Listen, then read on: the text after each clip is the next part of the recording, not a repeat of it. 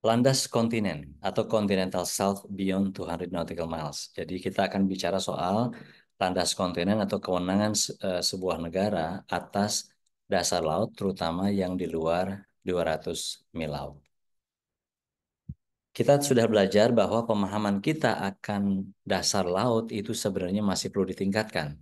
Ini adalah sebuah gambar yang sangat terkenal bahwa pemahaman kita akan planet Mars yang sebelah kiri itu lebih bagus dibandingkan pemahaman kita akan dasar laut kita yang sebelah kanan.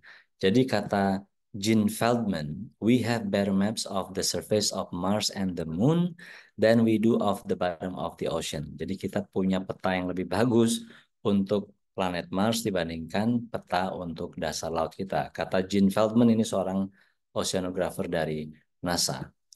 Nah, kalau kita ingin tahu bagaimana bentuk dasar laut atau kondisi dasar laut, maka salah satu yang dilakukan adalah melakukan pemetaan dasar laut atau survei batimetri dalam hal ini.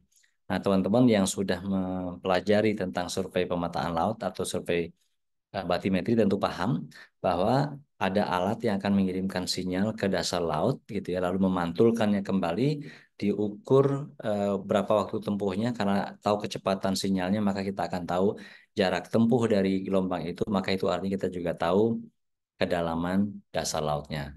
Nah, kalau dalam eh, skala yang berbeda, maka terlihat seperti ini ada gelombang dipancarkan ke laut yang menyapu dasar laut, begitu kita jadi tahu bentuk dasar laut, tahu kedalaman dasar laut. Nah, itulah usaha kita untuk mengetahui bentuk-bentuk atau kondisi dasar laut. Nah, ini sebenarnya sebuah ilustrasi yang sederhana bagaimana kita sebagai seorang surveyor itu bisa menggambar bentuk dasar laut. Nah, seperti misalnya kalau teman-teman mungkin waktu kecil pernah melakukan ini, jadi menggambar permukaan koin ini menggunakan kertas dan pensil. Yang kita lakukan adalah koinnya ditutup dengan kertas, lalu dicoret-coret, coret-coret, coret begitu, sehingga kemudian muncullah gambar permukaan uh, koin, gitu ya. Nah, tentu saja teman-teman juga tahu bahwa kalau kita menggambar, jadi coretannya itu adalah, ya, coretan pensil itu adalah kapal tadi yang bergerak membentuk garis tadi itu yang mengukur kedalaman laut. Jadi tergantung dari seberapa rapat coretannya dan gimana cara mencoretnya dan jenis pensil yang kita pakai gitu kan. Jadi bisa macam-macam hasilnya. Jadi untuk dasar laut yang sama, kalau kita menggunakan teknologi pemetaan berbeda, cara memetakannya berbeda, data yang kita peroleh berbeda, maka hasilnya bisa beda-beda. Seperti ini contoh saja nih. Ini adalah seabed-nya, ini adalah hasil pemetaan satu, pemetaan dua, pemetaan tiga. Bisa berbeda-beda meskipun eh, apa namanya dasar lautnya sama. Gitu ya. Jadi intinya bagaimana kita mengukur dengan menggunakan kapal dan segala macam sinyal kedalaman dan itu kita rekonstruksi menjadilah kita paham bentuk dasar laut. Nah, teman-teman juga sudah saya ingatkan di minggu lalu atau minggu sebelumnya bagaimana setelah kita bicara soal menguasai laut, maka kita sekarang tahu menurut undang-undang atau menurut konvensi PBB tentang hukum laut, seberapa sebenarnya satu negara itu berhak atas ruang laut. Nah, inilah garis pangkal, di dalamnya ada perairan pedalaman, ada laut teritorial yang lebarnya 12 mil laut, dia meliputi air lautnya, udara di atasnya, dan dasar lautnya. Di luar itu ada zona tambahan, ada juga ZEE, dan ada landas kontinen. Nah, inilah yang kita pelajari hari ini tentang landas kontinen. Berarti landas kontinen adalah hak suatu negara terhadap dasar laut yang mulai dari batas terluar laut teritorial hingga kemana? Hingga tepian kontinen. Nanti kita akan lihat sampai di mana sebenarnya sebuah negara berhak atas landas kontinen. Oke? Nah, ini misalnya kalau kita bicara soal Indonesia, kalau begitu, sorry sebelumnya, saya akan kasih tahu sebelumnya, ya, mohon maaf nih, saya ulangi sedikit. Ini kalau teman-teman lihat tadi, bahwa landas kontinen ini bisa lebih dari 200 mil laut. Ya, inilah yang nanti kita akan pelajari lebih jauh. Oke, di mana eh, atau bagaimana sebuah negara itu berhak atas landas kontinen yang bisa lebih dari 200 mil laut. Misalnya kita negara kepulauan seperti Indonesia berhak atas eh, apa garis pangkal kepulauan, lalu 12 mil laut teritorial, 24 mil zona tambahan, 200 mil ZEE, dan lebih dari 200 mil landas kontinen. Nah, ini yang dimaksud dengan landas kontinen beyond 200. Jadi dasar lautnya itu yang di luar 200 itu bisa saja merupakan milik dari atau hak dari negara tersebut. Nah, bedanya apa? Kalau tadi kita lihat misalnya ini ya, laut teritorial, zona tambahan, ZTE, itu pasti semua ukurannya persis sama, jelas. Tapi untuk landas kontinen dia bisa ngawur gitu. Yang penting, jadi artinya bukan hanya jarak yang diukur di sini atau yang menentukan, tapi juga bentuk dasar laut dan segala macam. Nah, kalau ada negara di sini juga berhak atas 12, 24, 200, maka ini uh, tidak akan merupakan hak dari negara A ini, karena ini merupakan haknya 200 dari negara B. Jadi harus diutamakan dulu hak 200 dari negara tangga. Kalau ini misalnya 12, 24, 200, dan kalau dia berhak atas landas kontinen, maka terjadilah tumpang tindih di sini. Gitu ya. Nah, yang menarik kemudian, cara menentukan batas luar landas kontinen itu sesuai dengan pasal 76 UNCLOS yang bunyinya seperti ini. Ada 10 ayat, sangat panjang ceritanya dan kompleks. Saya sering cerita, sering guyon, ini menyebabkan kepala kita pecah seperti ini. Nah, agar tidak pecah kepalanya, maka saya coba untuk membuat satu ilustrasi yang menjelaskan pasal-pasal yang rumit ini menjadi lebih sederhana. Ini dia. Nah, katakan apa sih kalau orang bertanya apa sih sebenarnya landas kontinen itu? Landas kontinen itu analoginya seperti akar bagi tanaman. Ulangi ya, akar bagi tanaman. Jadi kalau ditanya sampai di mana landas kontinen saya gitu ya, atau landas kontinen sebuah negara, berarti jawabannya ya selebar akarnya. Berarti berapa itu? Tidak ada ukuran yang pasti gitu. Tergantung jenis pohonnya. Kalau jenis pohonnya berakar serabut atau yang apa namanya menyamping seperti ini, dia akan punya akar yang luas atau akar yang jauh. Tapi kalau dia akar tunjang, dia mungkin akan cenderung turun. Oke, jadi intinya sampai di mana landas kontinen sebuah negara atau sebuah pulau atau sebuah benua itu adalah sampai dengan akarnya. Gitu ya. Nanti kita akan lihat ini berarti bayangkan sekarang ada ada benua atau ada pulau yang muncul lalu tenggelam. Nah, di bawahnya itu dia akan ke samping sampai di mana itu? Nah, sampai seperti akar inilah. Oke, itu pertama. Jadi definisinya adalah seperti itu. Nah, sekarang kita lihat yang sudah pasti dari daratan ini atau dari pulau ini kalau kita bicara ya adalah ZTE. ZTE-nya berapa? 200 mil. Kalau 200 mil berarti seperti ini dia. Pasti jaraknya 200 mil dari pusat udah selesai. Gitu ya. Nah, lalu itu ZTE jelas 200 mil. Lagi-lagi ditanya, kalau saluran landas kontinennya sampai di mana? Nah, ini definisinya. Jadi ternyata landas kontinen itu bisa lebih dari 200 mil sampai tepian terluar, sorry, sampai batas terluar tepian kontinen sampai di situ dia. Jadi to the outer edge of the continental margin, begitu bahasanya. Nah, sampai disitulah landas kontinen sebuah negara. Oke, jadi intinya landas kontinen atau dasar laut sebuah negara itu bisa lebih dari 200 mil laut, melebihi ZEE-nya. Oke, itu sudah pasti. Nah, hanya saja ada lanjutan dari kalimat ini begini. Ya, jadi atau jika gitu ya, jika negara itu tidak memiliki akar atau tepian kontinennya jika tidak lebih dari 200 atau tidak mencapai 200 mil, maka negara itu akan dikasih minimal 200 mil. Saya ulangi lagi nih. Jadi landas kontinen sebenarnya bisa lebih dari 200 mil tergantung sampai di mana akarnya itu nyampe gitu ya. Tapi kalau misalnya akarnya itu atau tepian kontinennya itu tidak sampai 200 mil, maka negara itu akan mendapatkan 200 mil. Jadi artinya dari pernyataan ini, dari pasal ini, kalau saya tanya sekarang, berapa minimal landas kontinen yang menjadi hak sebuah negara? Jawabannya adalah 200 mil. Artinya tanpa dia tahu bentuk dasar lautnya segala macam, dari pasal ini dia udah tahu bahwa minimal saya akan mendapatkan 200 mil gitu kan. Maka dulu tanpa negara melakukan riset, tanpa melakukan pemetaan segala macam tentang dasar laut, dia udah yakin dia akan dapat minimal 200 mil laut. Maka semua negara waktu itu mengklaim yang penting saya klaim 200 mil laut dulu, berarti sama dengan ZTE. Airnya 200 mil laut ZTE, dasar lautnya landas kontinen juga 200 mil laut. Karena begitulah pasalnya menegaskan. Jadi kalau kalau sebuah negara dia santai aja nih, udah nggak usah mikir apa-apa, pasti dia dapat minimal segini, 200. Nah, hanya saja kalau kemudian di tengah jalan dia berminat untuk mengkonfirmasi apakah sebenarnya saya berhak atas landas kontinen lebih dari 200 mil laut, maka dia bisa melakukan penelitian, melakukan observasi segala macam, sehingga kemudian dia bisa membuktikan bahwa ternyata saya sebenarnya berhak atas landas kontinen lebih dari 200 mil laut. Maka kesannya jadinya dia menambah landas kontinennya. Padahal sebenarnya dari awal dia mau berhak segitu, cuman waktu itu dia belum tahu aja sampai di mana karena belum melakukan penelitian, maka dia klaim dulu 200. Nah, begitu dia punya duit, punya waktu, punya kapasitas, dilakukan penelitian, oh ternyata terbukti dia punya landas kontinen lebih dari 200. Jadi kesannya dia nambah landas kontinen, maka istilah yang sering dipakai adalah landas kontinen ekstensi atau extended continental shelf. Oke, sampai sini semoga clear ya. Jadi kalau ngomong dasar laut itu berarti bisa lebih dari 200 mil laut.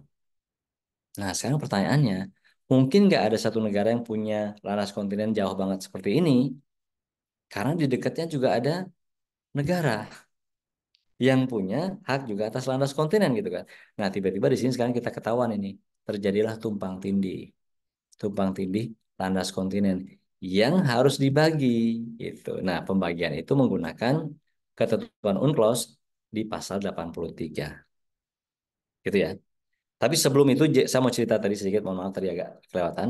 Ketika negara ini mengajukan landas kontinen lebih dari 200 mil laut dan dia sudah buktikan, maka dia harus ajukan ke PBB ya, ke PBB untuk nanti dinilai oleh sebuah komisi namanya Commission on the Limits of the Continental Shelf atau UNCLCS, bahwa pengajuan dia itu atau landas kontinen itu memang benar atau tidak benar, berhak atau tidak berhak gitu ya.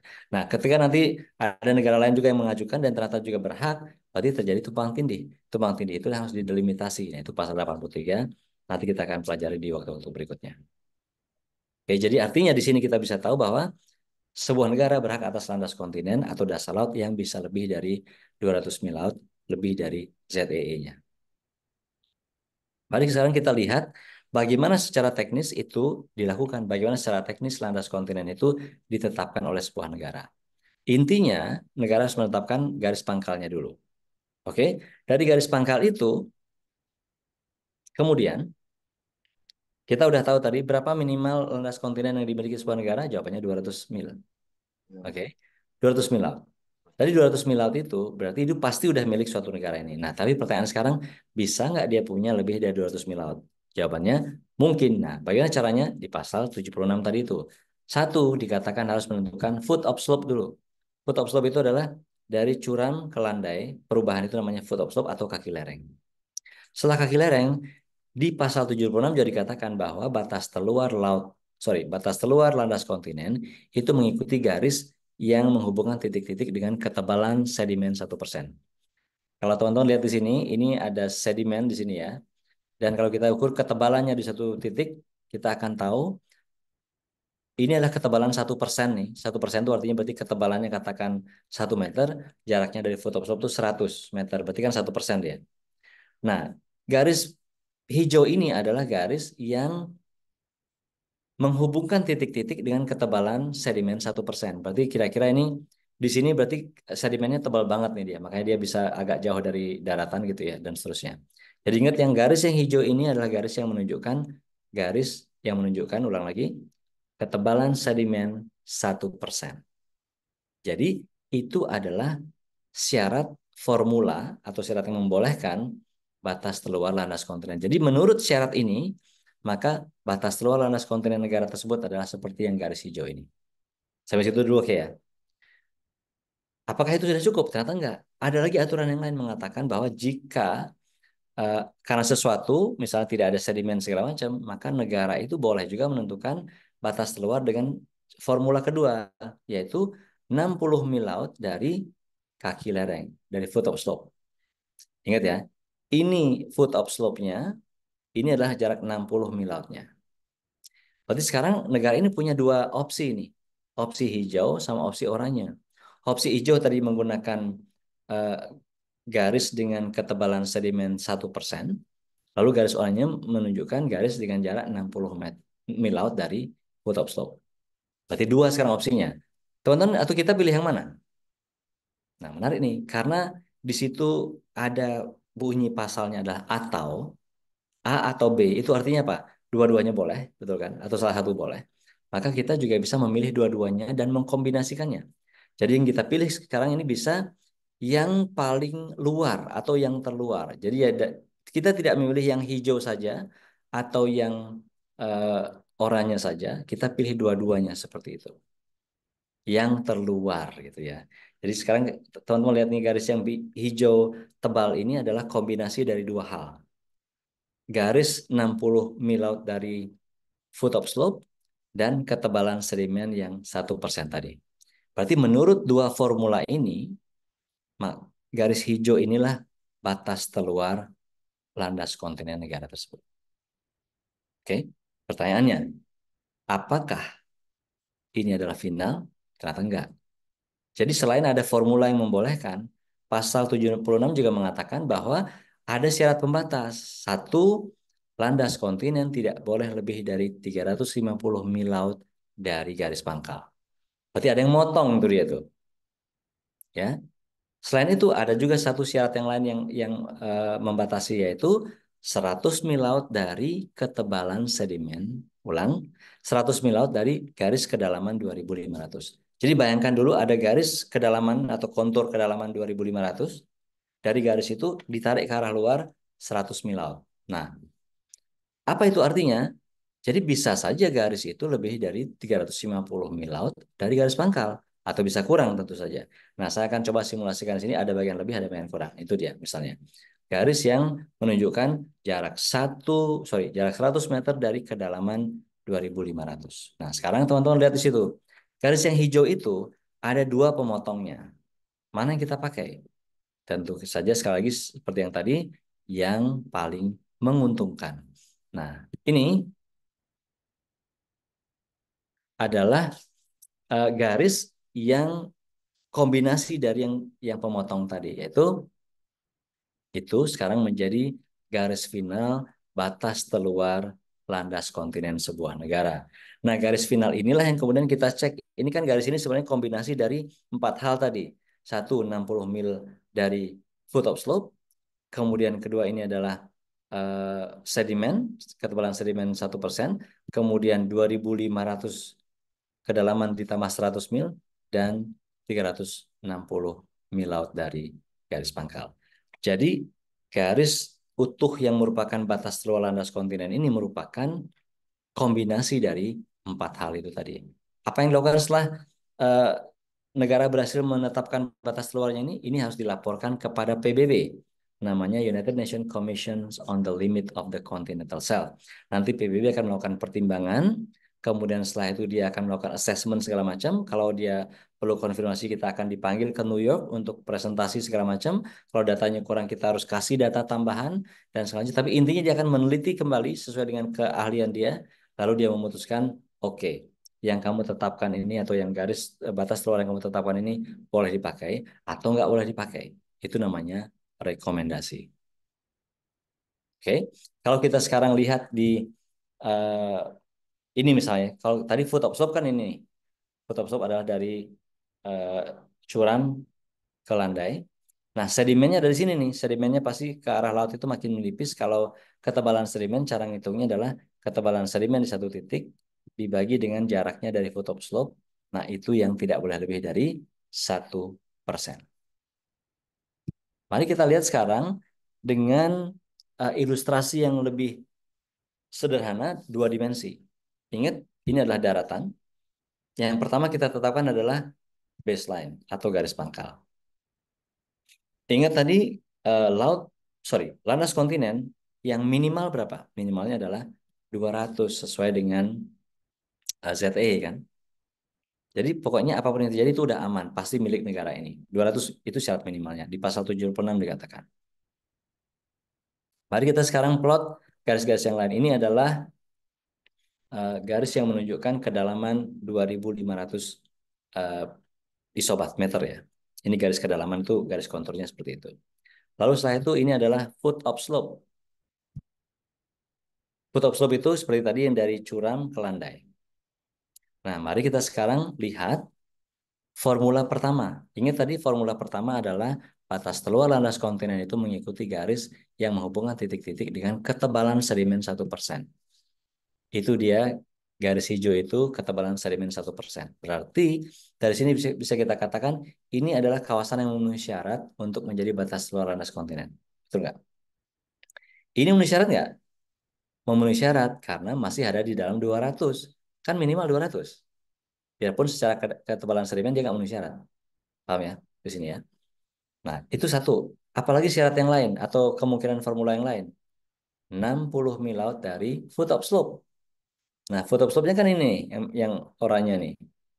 Nah, dari garis 60 mil laut tadi, itu adalah peluang kedua atau formula kedua. Jadi menggunakan yang hijau atau yang coklat ini berarti. Mana yang kita pakai? Ya kita pakai saja dua-duanya yang paling menguntungkan. Maka dari kombinasi ini, maka batas luar landas kontinennya adalah itu. Sampai sini paham ya? Jadi yang paling luar yang paling menguntungkan, yang dibolehkan gitu ya. Apakah sudah selesai? Belum. Ternyata batas terluar landas kontinen itu tidak boleh lebih dari 350 mil laut seperti yang tadi kita bicarakan. Terus apa lagi yang syarat yang membatasi? Tidak boleh lebih dari 100 mil laut dari garis kedalaman 2.500. Mana tadi garis kedalaman 2.500? Yang ini, yang biru putus-putus ini. Maka ditarik keluar sejauh 100 mil laut. Di situ dia. Maka itu adalah syarat pembatasnya. Nah, lalu syarat pembatas mana yang dipakai sebagai final sekarang? Dua-duanya yang paling menguntungkan. Saya biasanya kalau di kelas ini saya tanya nih, di sini memenuhi syarat nggak?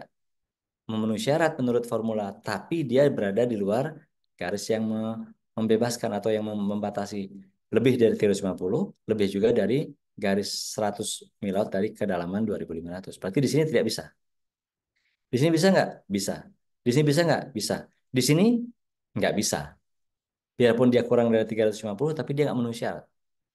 Maka dari semua itu kemudian kita gabungkan jadi satu, jadilah seperti itu. Itu adalah batas terluar landas kontinen di luar 200 mil laut yang merupakan hak suatu negara. Inilah yang kemudian dilaporkan kepada PBB atau United Nations Commissions on the Limits of the Continental Shelf. Nah, kalau teman-teman lihat di sini ini garis garis potong atau patahan yang terpendeknya itu 60 mil laut. Oke, jadi itu cara sebuah negara menentukan batas luar laut, batas luar landas kontinennya untuk nanti dilaporkan kepada PBB. Nah, yang menarik adalah deadline-nya itu ternyata ada. Sebuah negara itu deadline untuk mengajukan landas kontinen tambahan tadi itu di luar 200 mil itu ternyata 10 tahun setelah dia meratifikasi UNCLOS. Contoh Indonesia, meratifikasi UNCLOS tahun berapa? Tahun 85. Berarti seharusnya deadline Indonesia tahun berapa? Tahun 95 harusnya. Tapi ternyata setelah kita cek-cek, intinya UNCLCS itu atau Komisi on the Limits of the Continental Shelf itu baru dibentuk tahun berapa? 97. Bayangkan, komisinya aja baru dibentuk tahun 97. Kan nggak mungkin bikin deadline tahun 95 kan. Nah, setelah tahun 97 dibentuk komisinya, baru dia berunding, sidang, baru menghasilkan guidelines, petunjuk. Nah, petunjuknya itu dihasilkan tahun 1999. Nah, akhirnya dunia bersepakat. 10 tahun itu dihitung dari mana? Kalau dihitung dari ratifikasi tadi, salah. Kasihan seperti Indonesia yang meratifikasi di awal. Berarti tahun 95 sudah harus submit. Kan nggak mungkin. Padahal sial-sialnya aja belum belum dibentuk gitu. Maka kemudian 10 tahun itu dihitung dari sejak guidelines-nya jadi. Sejak tahun 99, maka 2009 adalah deadline pertama untuk negara-negara mengajukan landas kontinen di luar 200 mil atau landas kontinen ekstensi. Itu ceritanya. Nah, kalau teman-teman lihat sekarang, ini adalah deadline, ini adalah submission atau pengajuan oleh masing-masing negara di dunia. Ternyata yang paling banyak mengajukan itu di tahun 2009. Kenapa di tahun 2009 paling banyak mengajukan? Ya karena deadline. Jadi memang deadline itu yang membuat kita jadi rajin gitu ya. Jadi rupanya bukan mahasiswa saja yang mengalami masalah ini, negara juga mengalami. Jadi ketika deadline maka dia akan berlomba-lomba untuk menyampaikan pengajuan. Kita di mana ngajukannya? Kita tidak di tahun 2009 tapi di tahun 2008. Kita masih lumayan lah, masih rajin gitu ya. Jadi setahun sebelum deadline kita sudah mengajukan kepada PBB. Nah, sekarang kalau teman-teman lihat, kalau setelah melihat negara banyak mengajukan landas kontinen ekstensi tadi, maka jadinya peta dunia berubah tuh.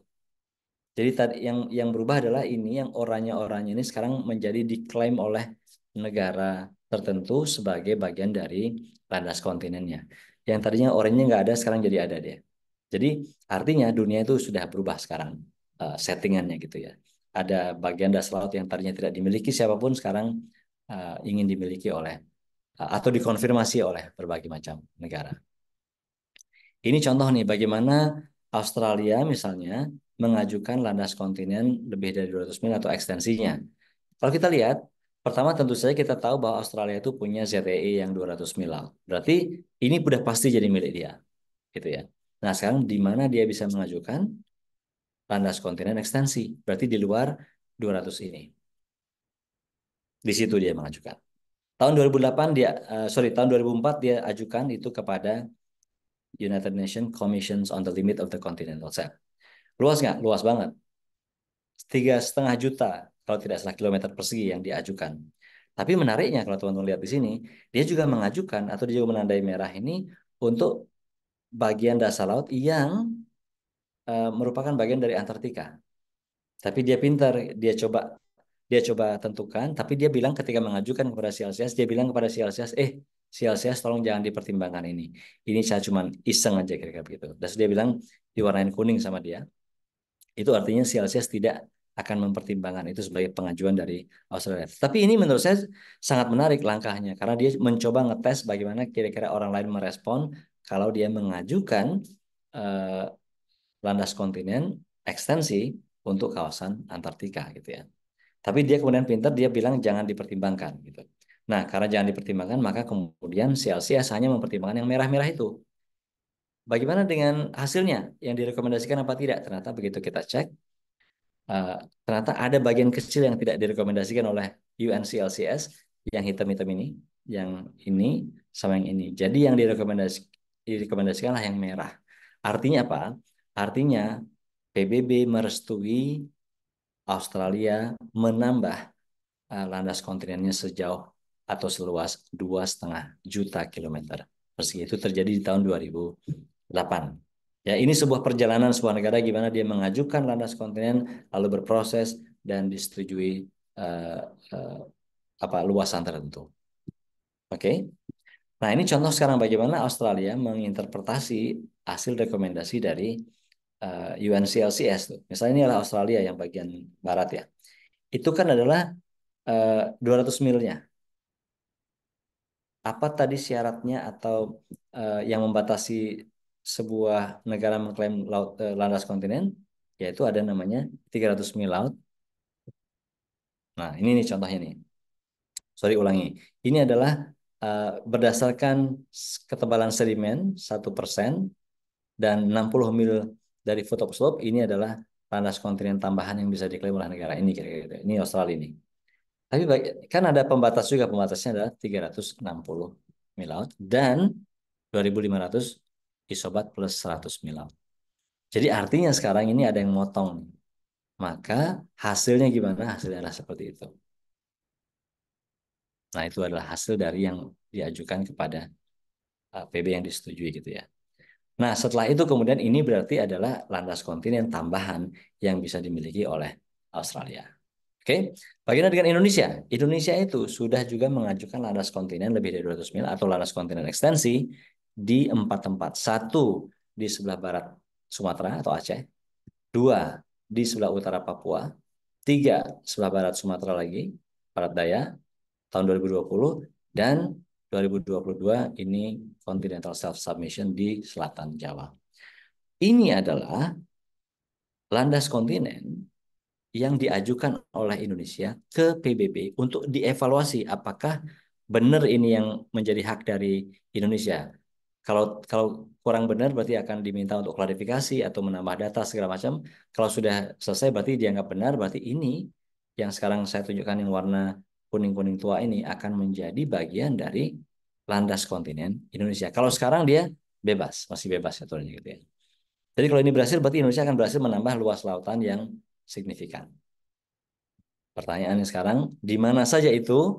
Ini adalah yang 2008 di sebelah barat Aceh, Sumatera, sudah diajukan, sudah dipresentasikan, sudah diakui, dan sekarang ini resmi menjadi milik Indonesia.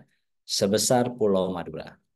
Yang lain ini sekarang, di sebelah eh, barat daya Sumatera, ini adalah yang sudah kita ajukan. Ini juga di sebelah utara Papua, sudah kita ajukan juga. Oke. Jadi sekarang kalau kita lihat misalnya, di kawasan Indonesia itu di mana saja ada peluang negara-negara mengajukan landas kontinen ekstensi atau lebih dari 200 mil laut. Berarti di sini nih, salah satunya di yang tempat orangnya nih. Karena ini lebih dari 200 mil laut dari manapun gitu kan.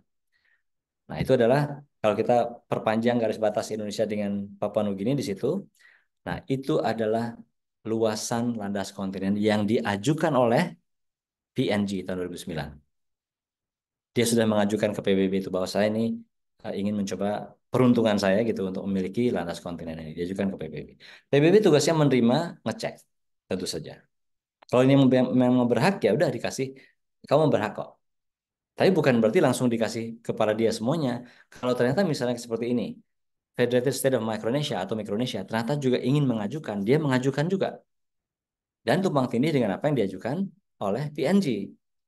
Nah, tugasnya dari UNCLCS adalah ngecek lagi nih sekarang yang diajukan oleh FSM itu atau Federated State of Micronesia itu benar nggak memenuhi syarat nggak? Bisa saja nanti ditemukan, oh ternyata FSM juga berhak kok, PNG juga berhak kok.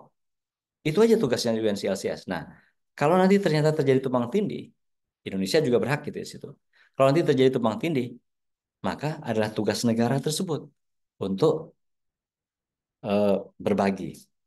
Contohnya nih UNCLCS mengatakan, oh FSM berhak ke selatan, Indonesia berhak ke utara, PNG berhak ke utara. Ya sampun. Nanti dari situ akan ketahuan, oh ternyata berapa overlapnya antara Indonesia dengan FSM misalnya. Kalau sudah ketahuan overlapnya berarti nanti menetapkan batas maritim landas kontinen. Itu di pasal 83.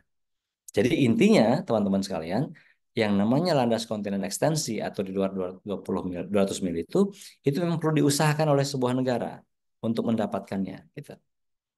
Diusahakan setelah diusahakan menggunakan teknologi ilmiah segala macam udah dapat batas luarnya ajukan ke PBB.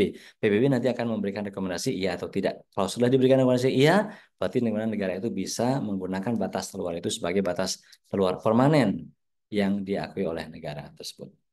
Oke, sekarang pertanyaan berikutnya, apa atau ngapain nih di kenapa kok kita mengklaim landas kontinen yang luas itu? Karena laut kita aja udah luas banget, susah diurus gitu ya. Nah, karena kita bicara soal hak dan kewenangan di landas kontinen. Jadi salah satunya adalah satu di landas kontinen itu kita berhak atas sedentary species. Spesies yang ketika siap panen hidupnya itu nempel di dasar laut. Hidrokarbon, eksplorasi, artificial intelligence, submarine cables and pipelines itu juga menjadi hak. Kemudian drilling for any purposes, jadi kita boleh mengebor, uh, no harm to navigation, tapi tidak boleh juga kita merugikan navigasi. Kemudian making payments and contribution itu hak kita dan juga melakukan tunneling atau membuat terowongan. Oke, itu yang bisa kita lakukan di landas kontinen yang sudah resmi jadi milik kita. Nah, contoh yang lain lagi, artificial intelligence and continental shelf. Kalau di sini ada pulau, kemudian kita berada atas 12 mil laut teritorial dan ZEE, ada landas kontinen di sini, maka di situ bisa didirikan artificial islands yang berhak atas 500 safety zone. Oke. Nah, yang lain lagi apa? Misalnya ada kenampakan seperti ini, ada landas kontinen yang sudah diakui, maka artificial islands-nya itu bisa mendapatkan sekali lagi bisa mendapatkan uh, safety zone 500 meter dan sorry saya cek ada yang oke siap ada yang jadi ganti device oke. Dan bisa juga di luar itu artificial island itu bisa juga dibuat di laut teritorial oke atau seperti ini bisa di artificial islands di situ, bisa di ZTE-nya juga, atau di laut teritorialnya. Atau kalau di sini bisa juga di landas kontinennya, di laut teritorial, sorry di ZTE-nya, dan uh, dan artinya ini semua ada di luar kedaulatan berarti di hak berdaulat gitu ya. Nah, jadi itu tadi teman-teman sekalian yang saya sudah jelaskan. Intinya banget adalah bahwa sebuah negara berdasarkan UNCLOS itu berhak atas berbagai macam zona maritim. Zonanya itu ada yang laut teritorial, lalu zona tambahan, ZEE hingga landas kontinen. Landas kontinennya sendiri itu bisa lebih dari 200 mil laut. Tapi awalnya memang negara itu umumnya mengklaim 200 mil laut karena begitulah bunyi pasalnya. Jadi pasalnya berbunyi kira-kira kalau nanti tepian kontinen sebuah negara itu nggak mencapai 200 mil laut, maka dikasihlah dia 200 mil laut. Jadi awalnya semua semua negara akan merasa dia punya minimal 200 mil laut landas kontinen. Maka kemudian begitu dia pengen mengkonfirmasi lebih dari itu, dia akan lakukan segala macam proses seperti yang tadi saya jelaskan, laporkan kepada PBB, setelah laporkan ke PBB, kemudian dipanggil, presentasi ini itu, kemudian ada rekomendasi. Dari rekomendasi itulah, maka negara akan menetapkan batas luar landas kontinennya yang bersifat final and binding. Oke, jadi sekarang kamu udah tahu luas apa namanya zona maritim yang bisa dimiliki oleh sebuah negara itu sangat sangat sangat luas. Oke, saya kira begitu saja dulu. Kalau ada pertanyaan, dipersilakan. Pak, saya izin bertanya, Pak, boleh? Boleh, silakan. Saya penasaran aja sih, Pak. Kan tadi batasnya tuh kan 200 mil, tapi bisa extend juga gitu kan. Hmm. Terus ketika bisa di-extend, kita bisa membuat artificial island tadi. Hmm. Nah, apakah lambat laun ketika kita sudah membuat pulau buatan itu, Ya, kita bisa menambah lagi 200 mil dari pulau tersebut apa gimana ya, Pak? ini bagus pertanyaannya. Jawabannya tidak bisa. Karena itu adalah pulau buatan. Jadi yang bisa menambah sampai 200 itu adalah pulau yang asli, itu pun pulau yang besar gitu ya. Yang katakan kalau cuma ada karang, itu nggak bisa nambah lebih dari 12. Yang bisa itu pulau yang asli, yang besar, yang syaratnya itu ada 4. Satu, dia adalah terbentuk alami. Kedua, selalu ada di permukaan laut ketika air pasang. Ketiga, selalu dikelilingi oleh air. Dan keempat, bisa mendukung kehidupan manusia. Oke, Adinda, thank you. Baik, Pak. Terus maaf Pak kalau misalkan ini koreksi aja ya Pak. Kalau Hmm. mau nambah kayak extend batas kontinennya itu, kalau misalkan di tempat yang extendnya itu ada pulau yang sudah terbentuk alami, itu boleh nggak ya Pak? Atau harus laut yang lepas gitu nggak ada pulaunya? Oke, laut yang lepas. Karena intinya kan begini, extend itu kan diambil dari pulau. Kalau di sana ada pulau, ya, kalau di sana ada pulau, ya pulaunya itu udah berhak atas landas kontinen dulu kan. Paham nggak maksudnya? Jadi katakan ini adalah pantai nih, ini pantainya dia gitu ya. Ini ada pulau kecil di sini. Yang ngambilnya jangan dari pantai, tapi dari pulau ini ke sini gitu. Paham kan? Jadi bukan berarti jadi jangan bilang eh, ke arah yang ada pulaunya, justru dari pulau itulah kita bisa menambah 200. Kalau memang itu pulau ya. Kalau bukan pulau tentu nggak bisa lagi. Paham ya? Baik Pak, terima kasih Pak. Siap. Oke, ada lagi yang ditanyakan?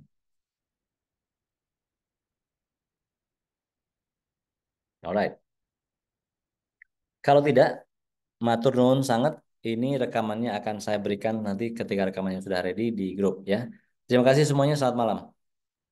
Selamat malam, Pak. Terima Terima kasih. kasih Pak, selamat malam Pak. Terima kasih, Pak. Ya, terima kasih. Saya tutup ya.